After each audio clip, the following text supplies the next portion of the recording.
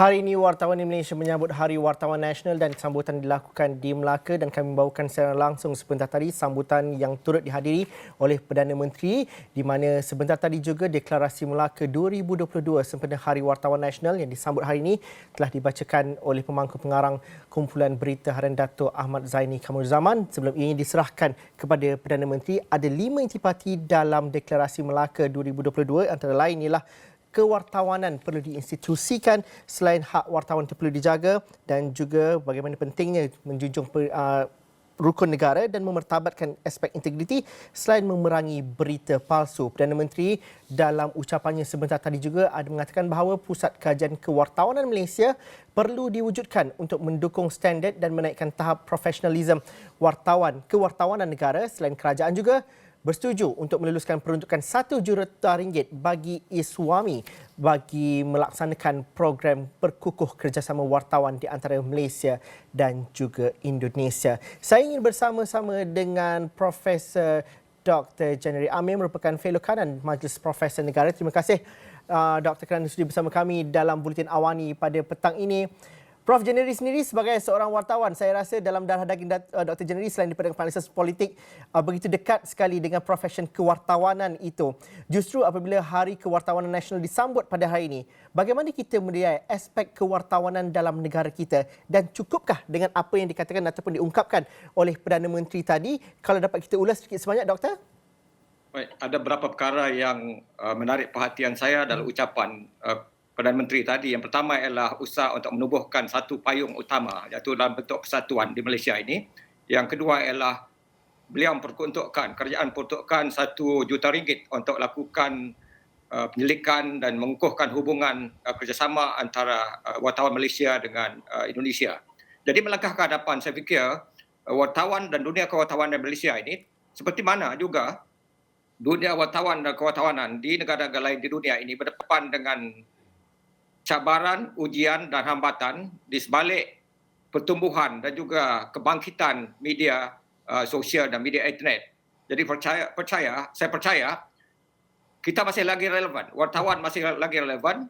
Kerelevanan kewartawanan dan wartawan di negara ini banyak bergantung bagaimana mereka mendukung nilai etika, accountability, tanggungjawab dan juga profesionalisme mereka sesuai dengan tuntutan dalam kalangan wartawan, bukan saja untuk melapor apa yang berlaku dalam negara, tapi yang tidak kurang pentingnya bagi saya ialah mereka bukan saja sebagai pelapor tetapi juga sebagai pengkritik zaman, sebagai jagawan ataupun watchdog yang bukan saja menjadi lapdog, jadi watchdog yang kalau dikira kerajaan itu salah gunakan kuasa, mereka bukan saja menyalak tetapi harus juga menggigit. Jadi kita nak melihat wartawan yang bukan saja pandai menyalak tetapi juga yang bijak menggigit apabila perlu menggigit apabila diperlukan. Khususnya dalam konteks doktrin pemisahan kuasa ataupun doktrin separation of power doctrine di Malaysia. Bagi memastikan tidak berlaku salah guna kuasa dan sebagainya. Dan saya percaya ini hanya boleh berlaku jika wartawan itu diberi kebebasan, bukan kebebasan mutlak ataupun kebebasan total, kerana tidak ada mana-mana negara di dunia ini mengamalkan kebebasan total, kebebasan yang berpaksikan kepada prinsip kebebasan bertanggungjawab. Ini telah diberi jaminan sendiri oleh Perdana Menteri tadi. Kerana saya percaya kalau wartawan dan media di Malaysia ini diberi tanggungjawab dan kebebasan untuk mengkritik secara konstruktif, secara membina, ini bukan saja akan bantu kerajaan tetapi akan juga membantu rakyat untuk menyuarakan apa-apa masalah yang dihadapi mereka sesuai dengan tema Hawana pada tahun ini, iaitu suara jelata aspirasi negara. Itu hanya dapat dimungkinkan kalau diberi ruang yang secukupnya, dilonggarkan undang-undang ataupun akta yang dilihat mencekam wartawan. Sebab itu saya percaya bahawa prinsip harus dipegang ialah pasar bebas maklumat. Pasar bebas maklumat maksudnya free market of ideas ataupun pasar bebas maklumat, kritikan, pandangan, cadangan juga wacana. Kerana hanya dengan adanya wacana bebas dan juga wacana tandingan, bukan saja dari atas ke bawah tetapi dari bawah ke atas, khususnya dari kalangan media yang wakili suara rakyat, maka ini akan dapat kita lihat kita dapat maju ke hadapan. Kerana sebahagian daripada peranan dan sumbangan dan tanggungjawab media ialah untuk mengkritik, untuk menegur kerajaan yang dilihat lebih lagi kalau kerajaan ataupun pemimpin politik itu terlalu berkuasa ataupun salah gunakan kuasanya. Jadi mereka harus letakkan keadaan ini atas betul, tapi segalanya harus berdasarkan etika yang harus dipegang, bukan seperti wartawan warga yang melaporkan sesuatu yang suka hati tanpa berpegang pada sebarang landasan etika. Dr. January, mungkin ada yang mengatakan bahawa pentingnya dunia kewartawanan dan juga profesion itu bebas seperti doktor katakan tadi. Dan itu juga antara yang perkara yang termaktub dalam Deklarasi Melaka 2022 untuk kewartawanan dipelihara dan diiktiraf sebagai institusi negara. Dan juga bagaimana kita melihat dalam aspek ini kebebasan itu perlu diinstitusikan dan juga perlu dilihat kepada satu badan yang lebih bebas dan juga mampu bertindak menjadi suara yang lebih kuat dalam aspek itu. Adakah cukup sebagai Persatuan Wartawan Malaysia yang diumumkan oleh Perdana Menteri tadi atau ianya perlu diletakkan dalam satu institut yang lebih mencakupi dalam peri pentingnya dalam konteks negara secara lebih keseluruhan? Apa contoh-contoh terbaik di luar negara yang kita dapat lihat kebebasan itu ada dan ianya termaktub dalam satu institusi dan juga dilingkungi dengan undang-undang dan juga etika yang lebih penting itu? Baik, kita telah lama sebenarnya menuntut untuk diwujudkan Majlis Media di Malaysia ini.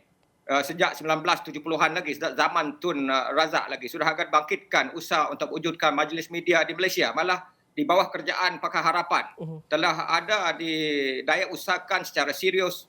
Tetapi entah bagaimana, inisiatif itu telah terbengkalai, kecundang di tengah jalan. Jadi saya fikir untuk kita melangkah ke hadapan, Majlis Media ini yang berperanan untuk bukan saja memastikan kebebasan diamalkan tetapi untuk menjaga kepentingan dan kebajikan wartawan sentiasa dijunjung. Jadi di bawah kerjaan sekarang seperti dinyatakan oleh Perdana Menteri tadi, kita harus semua pebang taruh termasuk kerajaan dan juga semua organisasi media di Malaysia ini harus bergerak aktif untuk memastikan hasrat dan impian ini menjadi satu realiti. Kerana hanya dengan itu nanti kita dapat bersuara dengan lebih lantang sebagai satu suara yang bersatu, yang tidak berpecah-pecah. Yang paling penting sekarang ialah bagaimana kita dapat menyatukan bukan saja kalangan wartawan dan media di sebenarnya Malaysia, tapi bagaimana kita dapat juga mengikutsertakan media dan juga wartawan di Sabah dan Sarawak ini. Kerana saya lihat mengikut pengamatan saya, media dan wartawan di Sarawak ini agak sedikit terpinggir. Jadi kita harus sama-sama bergerak untuk pastikan mereka ini berada di bawah payung yang sama. Yang penting seperti disebutkan oleh Perdana Menteri tadi, kita ada persatuan. Dari persatuan ini harus betul-betul dapat diberi tugas tanggungjawab bukan saja untuk melaksanakan apa yang dinyatakan tadi, tapi yang paling penting ialah bagaimana kita dapat tingkatkan profesionalisme wartawan. Kerana berdasarkan pengamatan saya sebagai pengamal media yang aktif ketika ini, salah satu daripada cabaran utama khususnya dalam kalangan wartawan muda ialah bagaimana mereka dapat meningkatkan kemahiran mereka dengan lebih aktif. Kerana terdapat jurang yang amat besar khususnya dalam kalangan wartawan yang bekerja di media bahasa Inggeris. Jurangnya saya boleh katakan di Sarawak ini rata-rata editor kanan dan ketua editornya berusia 65 tahun ke atas. Dan lapisan kedua itu berada berusia di sekitar 40-30 tahun. Jadi bagaimana kita nak rapatkan jurang bukan saja dari segi ilmu pengetahuan, pemahaman dari segi politik, tetapi juga jauh lebih penting ialah bagaimana untuk mempertajam kemahiran dan juga penguasaan bahasa Inggeris mereka supaya layak untuk terajui media bahasa Inggeris itu. Jadi ini antara cabaran yang paling penting selain daripada cabaran-cabaran bagaimana mereka ini khususnya golongan yang veteran ini menguasai teknologi dari segi internet, dari segi komputer dan sebagainya. Dan kelihatan dan nampak begitu asas tapi hakikatnya inilah realiti yang didepani di dalam berita di Sarawak. Itu contoh. Saya juga jangka di peringkat nasional juga. Itu contoh yang baik yang doktor berikan di peringkat Sarawak. Tapi saya ingin menarik apabila Perdana Menteri memberi jaminan bahawa kerajaan menyokong kebebasan wartawan untuk melaporkan dan juga mengkritik kerajaan. Apabila perkara frasa ini keluar, seringkali ini dilihat dalam bentuk yang sinikal oleh masyarakat secara keseluruhan. Malah pengamal media juga agak skeptikal mengenai perkara ini. Itu satu persepsi yang tidak-tidaknya masih lagi ada. Namun Dr. January, kalau kita lihat kepada 4 tahun ataupun 5 tahun kebelakangan ini, ada transformasi yang berlaku dalam era pemberitaan dan juga kewartawanan di Malaysia. Saya memetik apa yang dikatakan oleh Tokoh Wartawan Negara Tan Sri Johan Jaafar yang mengatakan bahawa ada seakan nafas baru selepas 2018 apabila ada pertukaran kerajaan. Malah dalam masa 4 tahun ini juga apabila berlaku pertukaran kerajaan dan juga kepimpinan setiap 2-3 kali ini, sudah pasti ianya meletakkan satu batas tertentu untuk bidang kewartawanan itu untuk ada cara tersendiri untuk melakukan pemberitaan dan juga kritikan. Bagaimana Dr. Jennery menganalisis perkara ini? Mengambil kira kepakaran Dr. Jennery dalam bidang politik, analisis di situ dan juga latar belakang kewartawanan itu Dr. Jennery. Dan bagaimana ruang dan juga ekosistem ini perlu diraih dan juga diguna pakai dengan sebaiknya? Baik, tadi saya dah katakan bahawa paling penting untuk wartawan itu menjadi jagawan, watchdog.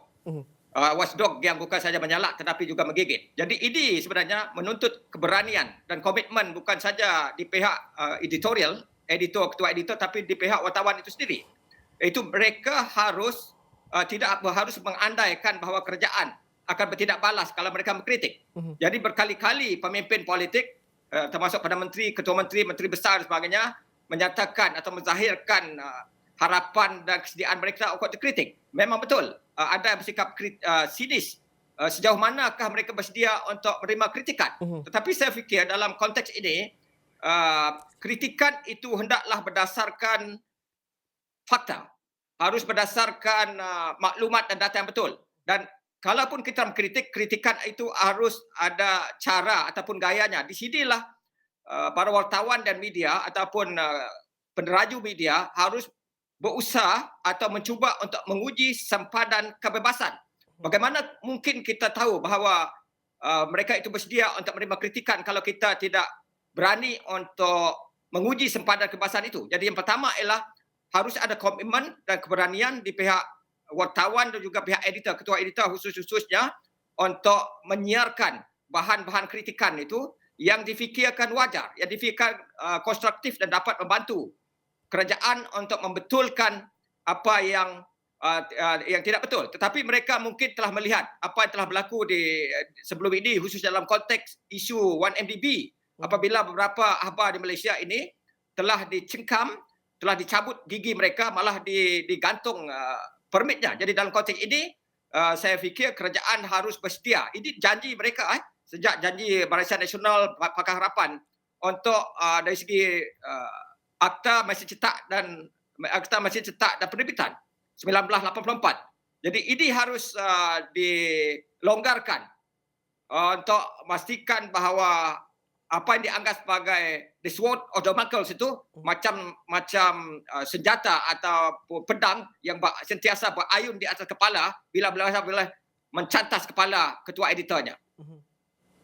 Dr. Jennery, bagaimana kita melihat juga dalam aspek hari ini ialah informasi itu, kita hidup dengan informasi itu di sekeliling kita. Malah maklumat dan juga berita itu disampaikan bukan daripada golongan kelompok wartawan sendiri. Ia datang daripada netizen contohnya. Dan kebebasan itu diberikan kepada wartawan untuk melakukan liputan dan juga mencari maklumat sebanyak dan juga menggali sebanyak mungkin. Dalam aspek ini, mungkin ada satu defisit kepercayaan terhadap profesion kewartawanan itu sendiri. Mungkin orang ramai kata, oh saya tak percaya jadi wartawan pun, saya jadi wartawan di media sosial. Justru di mana kita meletakkan landasan supaya akhirnya nanti masyarakat cakna dan juga ada literasi yang cukup jelas bahawa perbezaannya antara anda tahu maklumat dan juga anda menjadi wartawan dan juga menyampaikan maklumat. Dua perkara yang perlu dibezakan dan juga diletakkan batu asas yang penting. Pada pandangan Dr. Jennery bagaimana? Baik, ini saudara menyebut tentang wartawan warga. Wartawan warga dan wartawan yang terlatih dari profesionalismenya. Jadi wartawan warga ini memungkinkan seolah-olah mereka punya kebebasan total berbanding dengan wartawan profesional yang bertugas dalam organisasi media yang established atau mapan. Saya fikir di sinilah kita perlu mendidik masyarakat, khususnya khalayak kita, supaya betul-betul memahami bahawa sebenarnya laporan yang disiarkan oleh organisasi media yang dilandasi ataupun ditangani oleh editor dan juga wartawan profesional itu sebenarnya adalah berdasarkan prinsip-prinsip dan juga proses penyaringan yang ketat berbanding dengan wartawan warga yang menyiarkan sesuatu bahan ataupun kandungan itu tanpa sebahagian besarnya tanpa terlebih dahulu melalui saringan yang ketat terkena. Bagi mereka yang paling penting ialah untuk mendapat rating dan juga jumlah pembaca yang besar. Jadi dalam konteks ini, saya juga mengakui hakikat bahawa wartawan ataupun media tradisional dan konvensional itu berdepan dengan cabaran dari segi itu. Jadi di sinilah sebenarnya bagi saya media tradisional dan wartawan yang bekerja di media arus perdana itu perlu bertindak beberapa langkah di hadapan, bukan sekadar menjawab satu H 5W, tetapi harus bergerak jadi satu H 6W. Maksudnya yang W yang ke-6 itu apa? What's next? Apa seterusnya? Kita harus menghidangkan sesuatu yang lebih daripada apa yang dihidangkan oleh portal berita yang menyiarkan berita itu pada real time, sehingga menyebabkan kita harus akui kadang-kadang apa yang disiarkan oleh media arus perdana, media cetak itu sekitar 30-40%, malah sampai 50% sudah pun diketahui oleh pembaca disebabkan oleh pemaparan ataupun penyiaran ini disiarkan oleh portal berita. Jadi saya fikir ini merupakan salah satu cabaran utama yang harus ditangani dengan bijaksana oleh wartawan media arus perdana. Dr. Jennery, dalam satu aspek yang lain, apabila kita bercerita mengenai kebebasan media, integriti, etika kewartawanan dan sebagainya, ini satu perkara ataupun nilai-nilai yang dituntut dalam dunia kewartawanan. Namun begitu, realitinya juga wartawan media adalah satu bisnes. Ianya memerlukan dana, memerlukan peruntukan. Dan dalam konteks kita di Malaysia, ada sesuatu yang kadang-kala yang kita tidak diskusikan secara terbuka dalam aspek ini. Kerjaya wartawan bukan kerjaya mudah, menuntut masa yang bukannya kerja 9 sampai 5. Malah kalau hari ini kerana mudah diakses ataupun mudah dihubungi sepanjang masa, anda bekerja 24 jam. Tetapi daripada segi kebajikan dan sebagainya, itu bukan perkara yang mudah untuk dijustifikasikan. Justru pada pandangan Dr. Jennery, bagaimana profesion kewartawanan ini perlu dilihat, profesional itu dilihat dalam konteks semasa, satu. Dan juga betapa pentingnya industri media dan juga industri kewartawanan ini dilihat secara serius dalam soal modal dan juga soal dana, kerana itu juga survival yang sukar untuk dijawab dalam konteks kita di Malaysia, dan tidak dapat tidak ada juga yang dicengkam kerana dana itu dan juga dipengaruhi kebebasannya kerana perkara itu. Pada pandangan Dr. Jennery, secara dapat tuntasnya kita fahami situasi ini, betapa penting ini dipandang serius. Baik, salah satu daripada cabaran ataupun masalah dan kekangan yang dihadapi oleh media di Malaysia ketika ini ialah dari segi dana. Sementara mereka main peranan untuk menyebarkan maklumat, pada waktu sama media merupakan satu organisasi yang juga turut boleh dikatakan sebagai organisasi yang mementingkan keuntungan. Tapi kita berdepan dengan masalah pengucupan dari segi pendapatan periklanan. Jadi ini dihadapi oleh semua media arus perdana di Malaysia, khususnya media cetak. Jadi disebabkan oleh itu, mereka perlu mencari alternatif lain. Dan kalau di Indonesia sebagai contoh, media besar perlu bergerak dalam sektor-sektor lain, termasuk sektor tanah, untuk mendapatkan dana untuk disuntik ke dalam organisasi media. Jadi saya fikir kita perlu membuka ruang ini dan media di Malaysia perlu memikirkan strategi-strategi lain untuk memastikan mereka juga dapat melangsungkan survival mereka dan seterusnya dapat memainkan peranan yang telah diletakkan oleh khalayak pembaca di atas bahu mereka. Sementara dari segi apa yang saya sebut, dari segi etika, integriti dan sebagainya tadi, ini banyak bergantung pada amalan dan tradisi ataupun budaya yang diamalkan oleh media itu sendiri. Jadi paling penting bagi pemilik media dan juga para peneraju editorial ataupun redaksi itu untuk merumuskan dan menggariskan dasar editorial yang jelas supaya para wartawan faham dan jelas akan apakah peranan mereka dan bagaimana mereka dapat beri sumbangan bermakna dalam konteks menzahirkan aspirasi masyarakat dan juga membina negara. Kerana tidak harus kita nafikan bahawa media di Malaysia untuk sekian lama telah mainkan peranan sebagai ejen perubahan masyarakat, ejen perubahan nilai untuk membentuk nilai positif dan seterusnya membina negara Malaysia yang bersatu padu, makmur dan maju. Dr. January, terima kasih atas perkongsian pandangan dan juga pendapat serta pengalaman juga dalam masa sama sempena Hari Wartawan Nasional ini. Terima kasih Dr. January kerana sudi bersama kami.